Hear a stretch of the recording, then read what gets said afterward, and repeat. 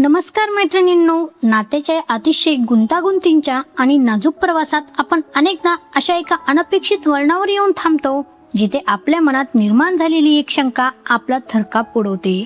तो प्रश्न म्हणजे, कालपर्यंत जो माणूस माझ्यासाठी अक्षरशः वेडा होता, ज्याच्या जगाचं केंद्र मी होते, तोच माणूस आज इतका अनोळखी, इतका थंड आणि इतका लांब कसा काय गेला?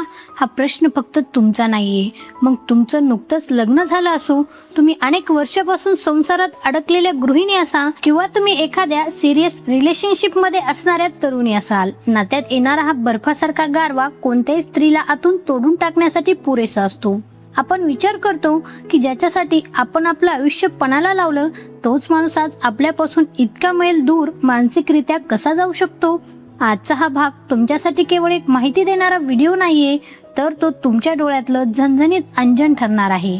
आपण सर्वजण प्रेमात पडतो, समोरच्याच्या आनंदासाठी स्वतःला पूर्णपणे झिजवतो, पण मैत्रिणींनो, तुम्हाला कधी हे माहिती होतं का की आपल्या याच अतिप्रेमात काही अशा सायकोलॉजिकल डेडली मिस्टेक्स लपलेल्या असतात, ज्या पुरुषाच्या मेंदूला तुमच्यापासून कायमचं लांब ढकलण्यासाठी बॅकग्राऊंडला काम करत असतात. आज आपण अशा 5 चुकांबद्दल इतक्या सविस्तर आणि खोलवर जाऊन बोलणार आहोत की ज्या ऐकताना तुम्हाला प्रत्येक क्षणी जाणवेल की अरे, हे तर माझ्यासोबत रोज घडतंय, हे तर मी कालच बोलले होते. आणि यातली जी 5वी चूक आहे ना मैत्रिणींनो, ती तर इतकी भयानक आणि डेंजरस आहे की 90% स्त्रियांना वाटतं त्या त्यांचं नातं वाचवण्यासाठी खूप मोठे कष्ट घेत आहेत, पण प्रत्यक्षात त्या आपल्याच हाताने आपल्या सुखी संसाराची राखरांगोळी करत असतात. आज आपण या विषयाच्या अशा खोलीत जाणार आहोत जिथे आपण अर्धवट ज्ञानावर नाही, तर ठोस सायकोलॉजिकल पुराव्यावर बोलणार आहोत. त्यामुळे माझ्यासोबत या प्रवासात शेवटपर्यंत नक्की राहा, कारण व्हिडिओच्या अगदी शेवटी मी तुम्हाला एक असा मास्टर स्ट्रोक सांगणार आहे जो वापरून तुम्ही गेलेला वेळ परत आणू शकणार नाही, पण गेलेला माणूस मात्र तुमच्या प्रेमासाठी पुन्हा व्याकुळ करू शकाल. आता तुमच्या मनात नक्कीच हा विचार येत असेल की प्रेमात चुका तर कोणाकडूनही होतात, मग पुरुषच का इतक्या टोकाचा निर्णय घेतात? मैत्रिणींनो, याचं उत्तर दडले मानवी उत्क्रांतीमध्ये. विज्ञानानुसार पुरुषाच्या मेंदूची मूलभूत रचना ही हंटर म्हणजे एका शिकाऱ्यासारखी झाली आहे. त्याच्या DNA मध्ये स्वातंत्र्य आणि त्याचा स्वाभिमान हे प्राणापेक्षाही प्रिय मानले जातात. जेव्हा त्याच्या या मूळ अस्तित्वावर नकळतपणे गदा येते, तेव्हा त्याच्या मेंदूतील अमिगडाला नावाचा भाग सक्रिय होतो आणि त्यांना फाईट ऑर फ्लाईट म्हणजे तिथून पळून जाण्याचे सिग्नल देऊ लागतो. आणि पहिली सर्वात मोठी चूक जी आपण प्रेमाच्या नावाखाली अगदी हक्काने करतो, ती म्हणजे स्वतःचं अस्तित्व पूर्णपणे विसरून जाणं.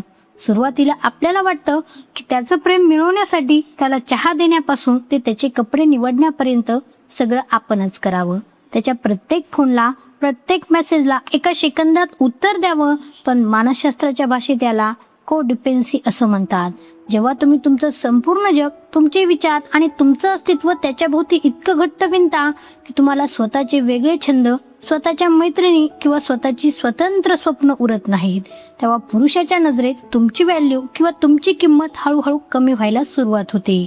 मानवी स्वभाव असा आहे की आपल्याला त्याच गोष्टीची ओढ जास्त लागते जी मिळवण्यासाठी थोडी धडपड करावी लागते किंवा जी थोडी दुर्मिळ असते. जर तुम्ही 24 तास त्याच्यासाठी उपलब्ध असाल तर त्याच्या मेंदूला तुम्ही ग्रँडेड वाटू लागता. त्याला वाटतं की ही तर माझ्या खिशातली वस्तू आहे, ही कुठेच जाणार नाही. आणि मग तो बाहेरच्या जगात अशा गोष्टी शोधू लागतो जिथे त्याला पुन्हा एकदा ते चॅलेंज मिळेल. ही ओढ कमी होणं हे एका मोठ्या वैवाहिक किंवा प्रेमळ वादळाची पहिली ठिणगी असते. पण मैत्रिणींनो, हे वादळ तेव्हा भयंकर रूप घेतं जेव्हा आपल्याला वाटतं की आपण खूप प्रेम करतोय, पण प्रत्यक्षात आपण समोरच्या माणसाला एका मानसिक कोंडवाड्यात ढकलत असतो. आणि इथूनच सुरू होते ती दुसरी चूक, जिच्याकडे बघताना पुरुषाच्या मनात तुमच्याबद्दलची भीती निर्माण व्हायला लागते. इथूनच आपली दुसरी चूक सुरू होते, ज्याला आपण आपल्या प्रेमाचा हक्क समजतो, पण पुरुष मात्र त्याला इमोशनल टॉर्चर किंवा मानसिक छळ समजू लागतात. सततची कुरकुर, तक्रारीचा पाडा आणि तू आता मला वेळ देत नाहीस, तू आता आधीसारखा राहिला नाहीस, तुझं माझ्यावर प्रेमच उरलं नाहीये, हे वाक्य जेव्हा तुम्ही संवादाच्या नावाखाली वारंवार उच्चारता, तेव्हा पुरुषाच्या मेंदूतील कोलेस्ट्रॉल नावाचं स्ट्रेस हार्मोन धोक्याची पातळी ओलांडतो. विज्ञानानुसार पुरुषाची विचार करण्याची पद्धत ही लॉजिकल म्हणजे तर्कनिष्ठ असते. त्यांना कोणत्याही समस्येवर तोडगा काढायला आवडतं, पण जेव्हा त्यांना दिसतं की समोरची स्त्री फक्त रडतीये, फक्त जुन्या गोष्टी उकरून काढते आणि तिथे कोणताही तोडगा निघत नाही, तेव्हा त्यांचं मन त्या वातावरणातून उडू लागतं. तुम्हाला वाटत असेल की तुम्ही रडून आर्जव करून तुमचं प्रेम व्यक्त करत आहात, पण त्याच्या मेंदूला मात्र हे घर किंवा हे नातं एक कटकटीचं ठिकाण वाटू लागतं.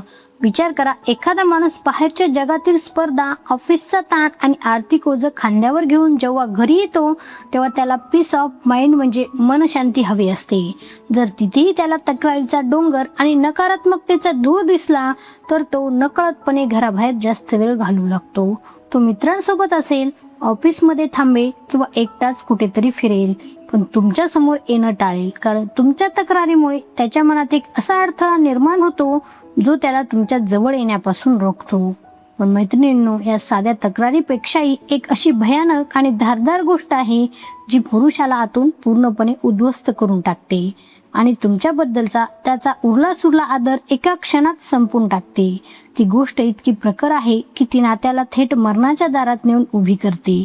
मैत्रिणींनो, अहंकार किंवा इगो हा पुरुषाचा सर्वात नाजूक आणि महत्त्वाचा भाग असतो. हे विज्ञानाने अनेक प्रयोगातून सिद्ध केले. निसर्गाने त्यांना पिढ्यानपिढ्या प्रोव्हायडर आणि प्रोटेक्टर या भूमिकेत ठेवलं आहे.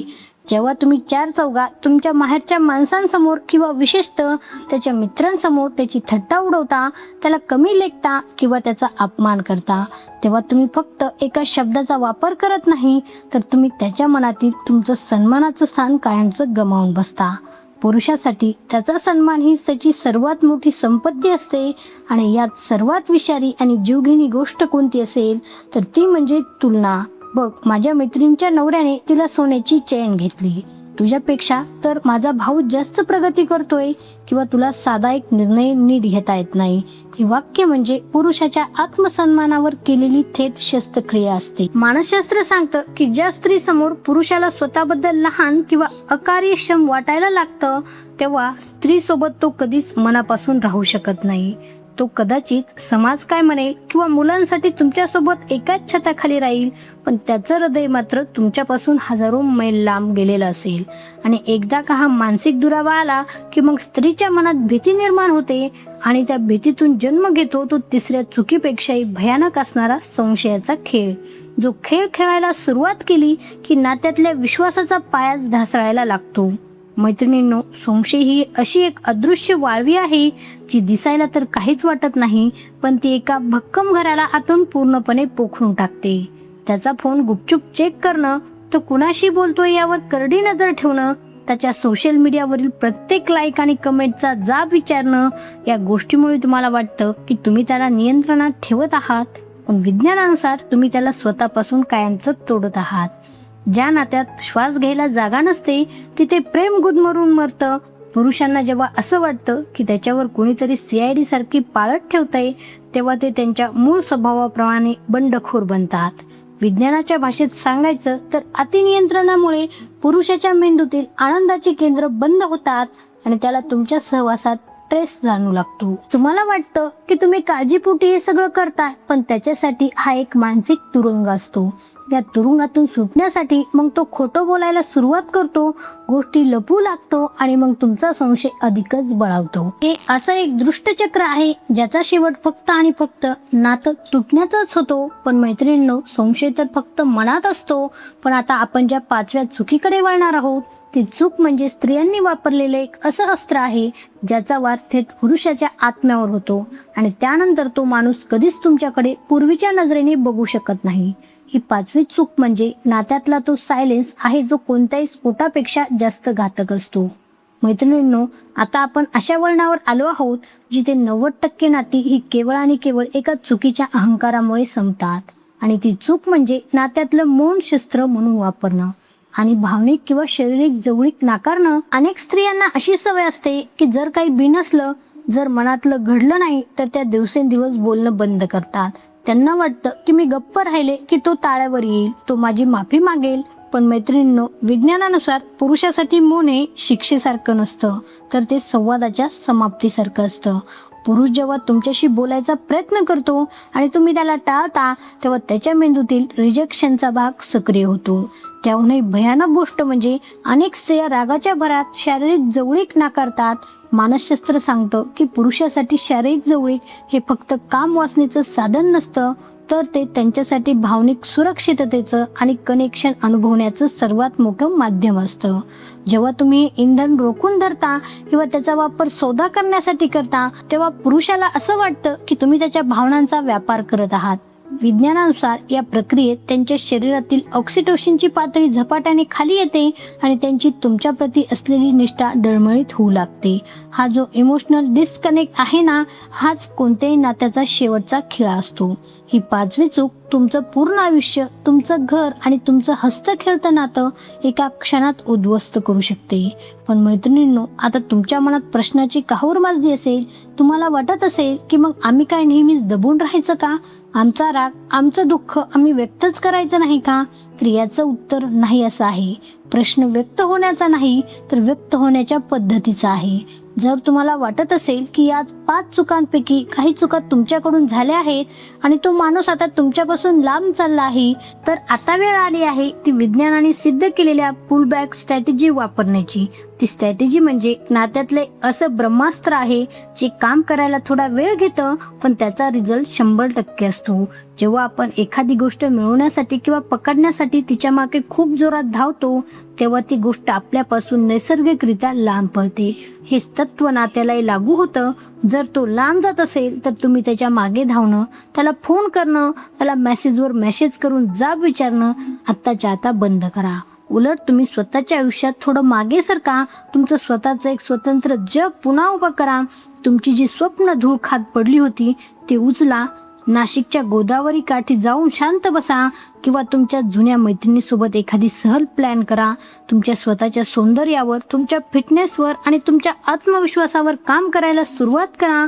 जेव्हा त्या पुरुषाला हे दिसेल की अरे, ही आता माझ्या मागे तक्रारीचा पाडा घेऊन येत नाहीये, ही तर स्वतःच्या आयुष्यात खूप आनंदी आणि समाधानी दिसतेय, तेव्हा त्याच्या शिकारी मेंदूला पुन्हा एकदा चॅलेंज मिळाल्यासारखं वाटेल.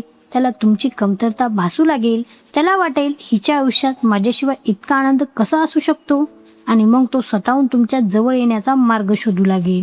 ही मॅग्नेटिक ओढ निर्माण करणं हेच खरं विज्ञानाचं यश आहे. मैत्रिणींनो, नातं टिकवण्यासाठी समोरच्याला बदलण्यापेक्षा स्वतःची व्हॅल्यू आणि स्वतःची किंमत ओळखणं हे सर्वात महत्त्वाचं आहे.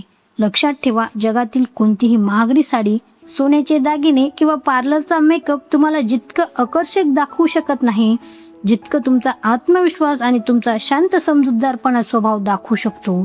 पुरुषाला अशा स्त्रीची ओढ लागते जिच्याकडे स्वतःचं एक समृद्ध, वैचारिक आणि स्वतंत्र जग आहे. तुम्ही जेव्हा स्वतःचा आदर करायला शिकता, तेव्हाच हे जग आणि तुमचा जोडीदार तुमचा आदर करायला लागतो. प्रेमात वागणं ही चांगली गोष्ट आहे. नात्यात टिकवण्यासाठी थोडं नम्र होणंही गरजेचं आहे. पण मैत्रिणींनो, स्वतःला इतकंही वाकू नका की समोरचा माणूस तुम्हाला पायपुसणं समजून तुमच्यावर चालून निघून जाईल. तुमचं नातं हे गुलाबाच्या फुलासारखं असायला हवं, ज्याचा सुगंध दरवळला पाहिजे, पण स्वभावाचे काटे इतके बोथट नसावेत की कुणीही येऊन ते फूल चुरगळून टाकेल. आजची माझी ही विशेष बोनस टिप तुमच्या कायम लक्षात ठेवा. नात्यातल्या कोणत्याही संकटावर संवाद हेच एकमेव औषध आहे, पण तो संवाद तक्रारी नसावा. जेव्हा तुम्हाला काही बोलायचं असेल तेव्हा ते शांतपणे, पुराव्यासह आणि समोरच्याचा सन्मान राखून बोला. विज्ञान असं सांगतं की जेव्हा आपण शांत स्वरात बोलतो तेव्हा समोरच्या व्यक्तीच्या मेंदूतील ऐकण्याची क्षमता वाढते. तुम्ही आज जे ऐकलं ते केवळ माहिती म्हणून सोडून देऊ नका, तर आज रात्री शांतपणे बसून विचार करा की आपण नकळतपणे यापैकी कोणती चूक करतोय का, आणि जर उत्तर हो असेल तर आजच स्वतःला बदलायला सुरुवात करा. तुम्हाला आजची सविस्तर आणि सायकोलॉजिकल माहिती कशी वाटली? तुमच्या आयुष्यात या 5 चुकांपैकी कोणत्या चुकीमुळे तुम्हाला सर्वात जास्त त्रास सहन करावा लागला आहे, किंवा तुमच्याकडे असा कोणता अनुभव आहे जो इतर मैत्रिणींना सावध करू शकेल? हे आम्हाला कमेंट बॉक्समध्ये नक्की कळवा. तुमचे अनुभव हे आपल्या या कुटुंबासाठी खूप महत्त्वाचे आहेत. हा व्हिडिओ महाराष्ट्रातील आपल्या प्रत्येक मैत्रिणीला, प्रत्येक बहिणीला आवर्जून शेअर करा, कारण कुणाचं तरी तुटणारं घर वाचवणं हे सर्वात मोठं पुण्य आहे. जर तुम्हाला रिलेशनशिप सायकोलॉजी आणि मानवी स्वभावाच्या विज्ञानावर आधारित असे सविस्तर आणि अभ्यासपूर्ण व्हिडिओ पाहायला आवडत असतील तर आपल्या चॅनलला आत्ता सबस्क्राईब करा आणि बेल आयकॉन दाबायला विसरू नका. लवकरच भेटूया अशा एका रंजक, माहितीपूर्ण आणि तुमच्या आयुष्याला नवी दिशा देणाऱ्या व्हिडिओमध्ये. तोपर्यंत स्वतःवर मनापासून प्रेम करा, स्वतःला सन्मान द्या आणि तुमच्या आत्मविश्वासाच्या जोरावर तुमच्या नात्याला स्वर्गाहून सुंदर बनवा. खूप खूप धन्यवाद आणि सप्रेम नमस्कार.